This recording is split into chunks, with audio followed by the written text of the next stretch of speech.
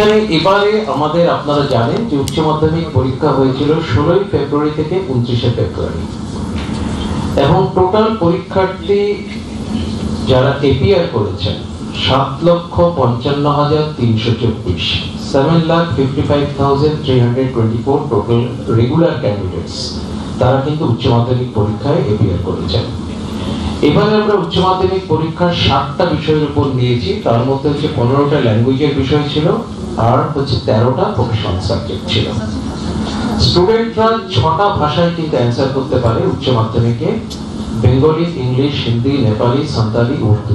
এবারেও কিন্তু সেই ফ্যাসিলিটিস কিন্তু সমস্ত স্টুডেন্টদের দেওয়া হয়েছে। কোয়েশ্চেন আমরা 4টে ভাষায় প্রিন্ট করি, বেঙ্গলি, ইংলিশ, হিন্দি এবং সাঁওতালি।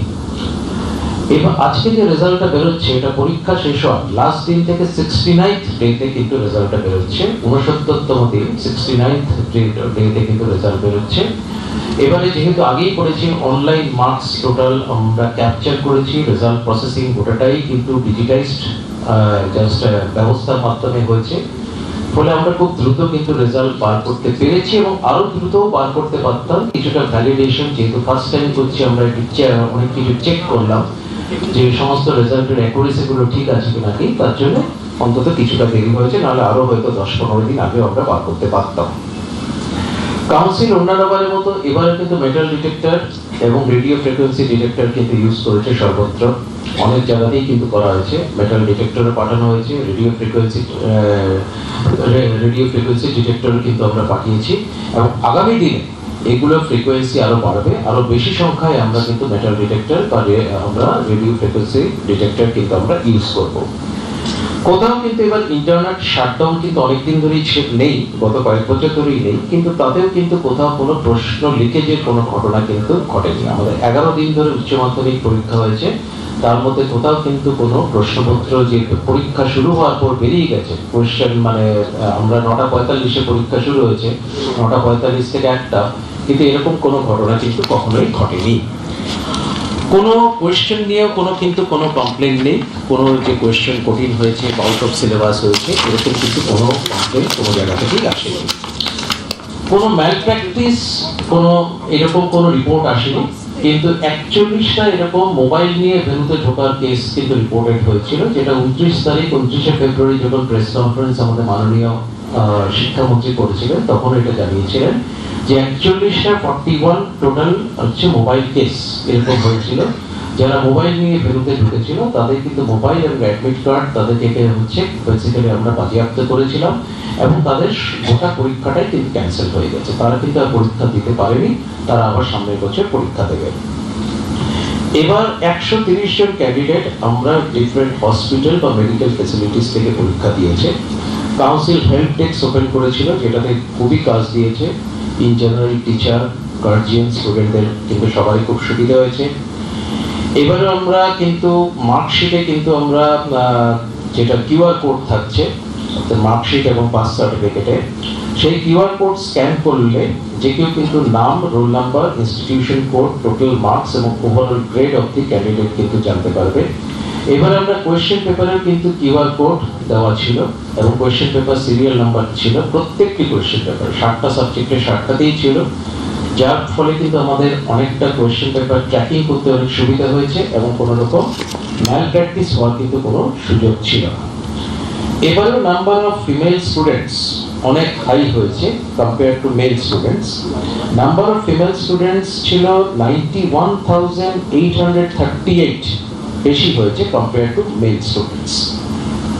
মানে জেন্ডার রেশিও যদি ধরি, জেন্ডার রেশিও হচ্ছে বেসিক্যালি এবার 44:56 ছিল, মানে মেল ফিমেল রেশিও যদি ধরি, মেল ইজ টু ফিমেল যদি ধরি, তাহলে সেই রেশিওটা হচ্ছে 44:56, যেটা আজ থেকে প্রায় 13-14 বছর আগে ছিল রিভার্স, ছিল 55:45 ছিল, মেল 55 ছিল, ফিমেল সেটা 45 ছিল। এখন হয়ে গেছে মেল হচ্ছে 44, ফিমেল হচ্ছে 56। এটা অবশ্যই রাজ্যের যে অনেকগুলো যেগুলো মানে ডিফারেন্ট যে সোশ্যাল ওয়েলফেয়ার স্কিম গুলো আছে, কন্যাশ্রী, যুবশ্রী সহ যে ডিফারেন্ট সোশ্যাল ওয়েলফেয়ার স্কিম, তার একটা সুফল বলেই আমরা সেটা মনে করি। এছাড়া state wise, district wise top 10 যে যারা র্যাঙ্ক হোল্ডার তাদের সবার নাম আজকে আমরা প্রকাশ করছি। এবারে কিন্তু একটা নতুন জিনিস যেটা পোস্ট পাবলিকেশন স্ক্রুটিনি এবং পোস্ট পাবলিকেশন রিভিউতে যেটা পিপিএস এবং পিপিআর একটা তৎকাল সার্ভিস করা হয়েছে। তৎকাল সার্ভিসটা হচ্ছে আমরা রেজাল্ট ডিস্ট্রিবিউশন করব হচ্ছে 10 তারিখ পরশুদিন সকাল 10টা থেকে আমাদের 55টা ক্যাম্পের মাধ্যমে হচ্ছে রেজাল্ট ডিস্ট্রিবিউশন হবে। রেজাল্ট পাওয়ার পর দুপুর 12টা থেকে আমাদের তৎকাল যেটা সার্ভিস মানে ইন জেনারেল পিপিএস পিপিআর যে পোর্টাল ওপেন থাকবে এবং 10 তারিখ থেকে 13 তারিখ মিডনাইট পর্যন্ত এই তৎকাল সার্ভিসটা চালু থাকবে। তৎকালের সুবিধা হচ্ছে যে from the date of receipt of the application form at the council সেখান থেকে আমরা 7 দিনের মধ্যে তাকে আমরা রিভাইজ রেজাল্টটা দিয়ে দেবো। আসলে এটা অনেক ফাস্ট সার্ভিস, বলে তারা যদি কোথাও কোনো ভর্তি বা ইত্যাদি পারপাসে তাদের যদি কোনো রেজাল্ট দরকার হয় তারা যেদিন থেকে অ্যাপ্লাই করবে তার 7 দিনের মধ্যে তারা কিন্তু রিভাইজ রেজাল্ট পেয়ে যাবে। এছাড়া নর্মাল পিপিএস পিপিআর যেরকম হয় যে টোটাল 15 ডেজ তারা অ্যাপ্লিকেশন উইন্ডো থাকবে এবং যেদিন থেকে অ্যাপ্লিকেশন ক্লোজ করা হবে তার 30 ডেজের মধ্যে তার কিন্তু রেজাল্ট বেরোবে, মানে যেটা আগে ছিল সেটাও কিন্তু থাকছে। আর এই বাকি সমস্ত জিনিসগুলো তো আগেই সমস্ত বলা হয়েছে। সমস্ত পেমেন্ট কিন্তু যেগুলো হয় আমাদের অনলাইন হচ্ছে পেমেন্ট গেটওয়ে আছে পিপিএস পিপিআর করার জন্য যে পেমেন্ট গেটওয়ে তাদের সমস্ত রকম মোড অফ পেমেন্টই ইন্টারনেট ব্যাংকিং থেকে শুরু করে debit card credit card UPI থেকে শুরু করে সমস্ত রকম কিন্তু অপশন অ্যাভেলেবেল। এবার এক্সাক্ট ফিগারে আসছি। আমাদের টোটাল এনরোলড ক্যান্ডিডেট এবার ছিল 7,64,448, যার মধ্যে এপিআর করেছে 7,55,324, পাস করেছে 6,79,784, 6,79,784 এতজন স্টুডেন্ট পাস করেছে। ফলে এই পাস পার্সেন্টেজটা হচ্ছে 90%। আমাদের টোটাল পাস পার্সেন্টেজ এবার হচ্ছে এক্স্যাক্টলি 90%, মানে এটা যদি এক্স্যাক্ট হিসাবটা করা হয় তাহলে আসবে 89.998। তো 89.998 কে আমি যদি 2 ডেসিমেল রাউন্ডিং করি তাহলে অটোমেটিক্যালি ওটা 90% আসছে। তাহলে পাস পার্সেন্টেজ হচ্ছে 90%। মেল ফিমেল রেশিও একটু আগেই বললাম সেটা হচ্ছে 44:56, মানে প্রতি 100 জন যদি পরীক্ষার্থী হয় তার মধ্যে মোটামুটি ভাবে অন এন অ্যাভারেজ 44 জন হচ্ছে মেল আর 56 জন হচ্ছে ফিমেল।